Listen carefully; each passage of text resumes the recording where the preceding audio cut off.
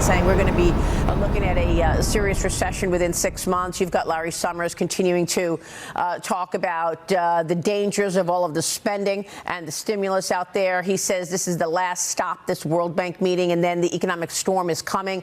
Do you agree that we are in recession or will be within 6 months? Well, I'm hoping that they're wrong.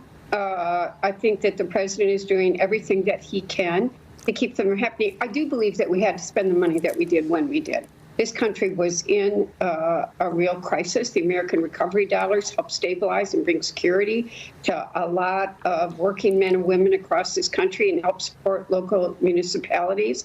So I think that it was very needed at the time. What, $5 trillion? $5 trillion or $9 trillion? Kevin McCarthy says the Democrats have spent $9 trillion.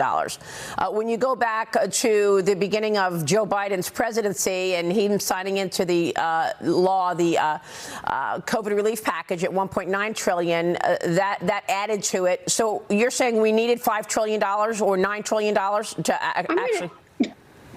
But go look at what the money was spent on. Okay, we needed that 1.9 because we were spending that money on vaccines. And I'm tired of people saying it wasn't on vaccines. You're talking about $1.9 trillion COVID relief package. Your colleagues on the right are saying that that money was misallocated. Right. Then you've got infrastructure. Then you've got a $1 trillion student loan bailout. You've got tons of spending that had nothing to do with COVID. You know that, Congresswoman.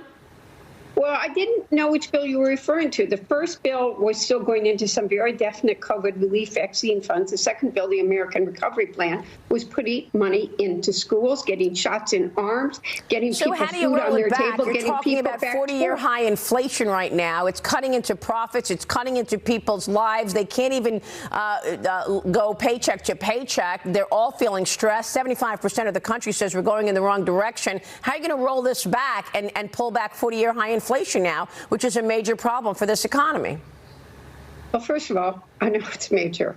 And, you know, I go to the gas station and I go to the grocery store, too. And I live by myself and I feel, I mean, I'm luckier than most that I've got a job and secure every 2 years.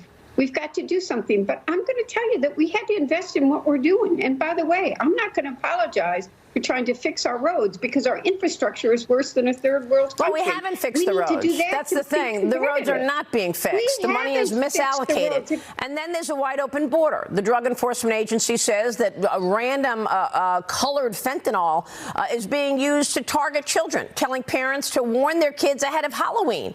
You know that people who've died of fentanyl poisoning. What are you going to do about the fentanyl poisoning in this country? Now we have to worry about Halloween because of this wide open border. Have you spoken to Joe Biden about it? You know, I'm going to say three things. Yes, I've talked to the president about it because I am really worried. What is his answer? What is his answer for the 100,000 people who have been poisoned by fentanyl? What is his answer for the 3 million people who are in this country on his watch illegally? What did he say to you? Okay, Maria, can we go calmly? I didn't talk to him about immigration directly. So you haven't spoken to him about the border?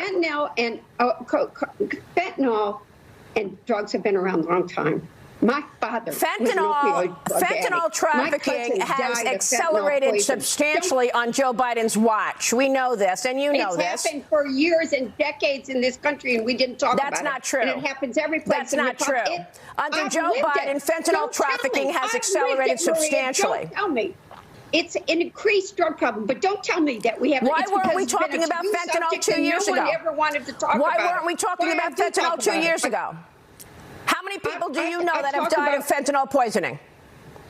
I know too many people and members of my own family. So do I. So don't tell me I don't know about it. I've lived with the scourge of drugs, and I've lived with the taboo, and no one wanting to talk about it, and no one wanting to even admit it's true. I know firsthand what it's like to have drugs in a family and the damage it does. What are you doing about the open border? I fight in the Congress.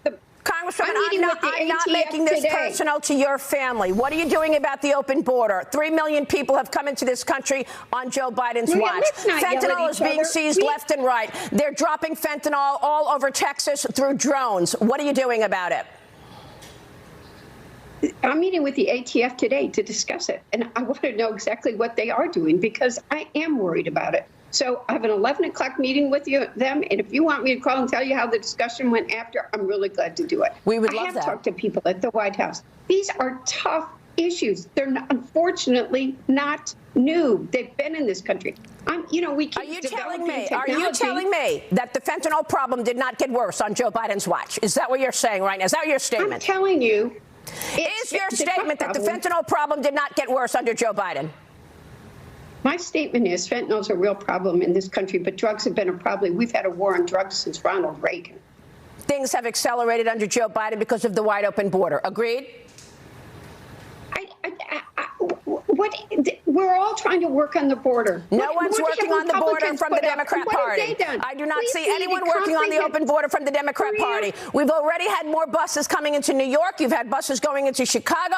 You've got secret flights that Joe Biden is sending people all over the country, and nobody knows. Now we understand migrant children are going to be going to school in Staten Island. Nobody knows any of this. Mayors are not being notified. Why not? Well, part of it's because Republican governors are shipping people there, and then people that remember that, we got to remember we got human responsibilities, too, to help people. So you're blaming the Republicans on the open border. So is that your statement? You're blaming the Republicans on the open border, Congresswoman? Can I say something to you?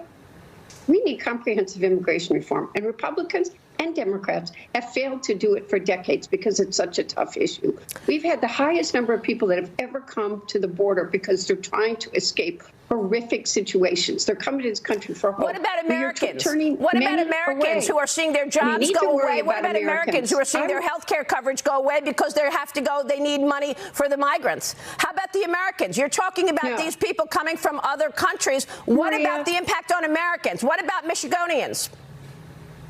Maria, I didn't come on to have a screaming match, and I need to make sure that every one of my constituents has access to health care. I think we need to make sure every American can go to the doctor when they want to go to the doctor and be able to afford their medicine. And by the way, the Republicans haven't really shown a lot of concern about helping people be able to afford their medicine. When you refuse to put a cap of insulin for private insurance plans at $35 a month, what's wrong with that? Let's just reiterate. Under the Trump administration, the border was secure, and apprehensions at the border were at a 40-year low. They are now at a 20-year high. Fentanyl was not trafficked as much as it is today. Because of the open border, we are seeing drugs poison American citizens. You know this, and I know this. Congresswoman, we appreciate how you always come into the middle and try to work with your colleagues on the other side.